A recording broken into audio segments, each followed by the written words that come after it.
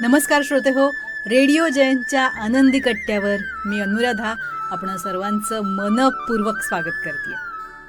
श्रोते हो, आजच्या आनंदी कट्ट्यावर एक बोधकथा. एका दवाखान्यामध्ये 2 बायका एकदम बाळंत झाल्या. त्यापैकी एकीचं मूल गेलं आणि दुसरीचं जगलं. त्यामध्ये थोडा घोटाळा होऊन कोणत्या बाईचं मूल गेलं हे काही कळेना. आता अशा अवस्थेत 10 दिवस गेले. 10व्या दिवशी दोघींपैकी प्रत्येक बाई आपलं मूल मागू लागली. तिथल्या नर्सने दोघींना वेगवेगळं असं सांगितलं की बाई तुझं मूल गेलंय, पण त्या काही ऐकेनात. तेव्हा तो सगळा घोटाळा दवाखान्याच्या मोठ्या डॉक्टरांकडे गेला. डॉक्टर मोठे चतुर होते.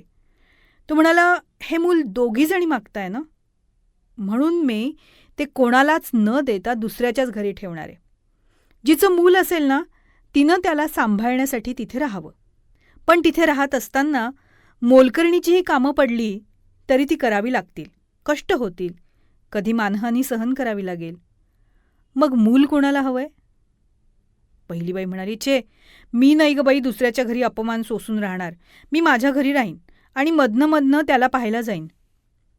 दुसरी बाई म्हणाली, डॉक्टर, मी राहीन दुसऱ्याच्या घरी, अपमान कष्ट सारं काही सोशीन.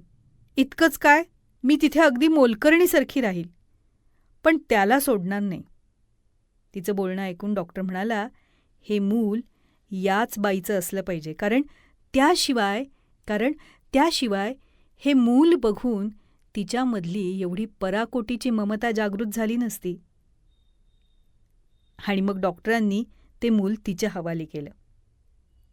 श्रोते हो, या गोष्टीचं तात्पर्य असं आहे की आपलं सुद्धा देवावर प्रेम असतं, पण ते कुठल्या आईप्रमाणे, म्हणजे पहिल्या की दुसऱ्या. आपण आपला प्रपंच सगळा नीट करणार आणि कधीतरी आपल्या संकटामध्ये, आपल्या वाईट दिवसामध्ये फक्त त्याला आठवणार. मग तो आपल्याला कसा भेटणार आणि आपला कसा होणार? या उलट दुसऱ्या आईप्रमाणे आपण देवासाठी वाटेल ते सोसण्याला, प्राण द्यायला सुद्धा जर तयार झालो तर तो भेटायला आपल्याला उशीर कसा होईल? तो कुठल्या ना कुठल्या रूपात आपल्याला भेटेलच. म्हणूनच नामस्मरण हे देवाच्या जवळ जाण्याचं एक सर्वात सोपं आणि प्रभावी साधन आहे, जे प्रपंचात राहूनही आपल्याला करता येतं. आणि नामस्मरणानं मनःशांतीसुद्धा मिळते. त्यामुळं मनःशांतीसाठी आणि देवाच्या अधिक जवळ जाण्यासाठी नामस्मरणासारखी योग्य साधना नाही.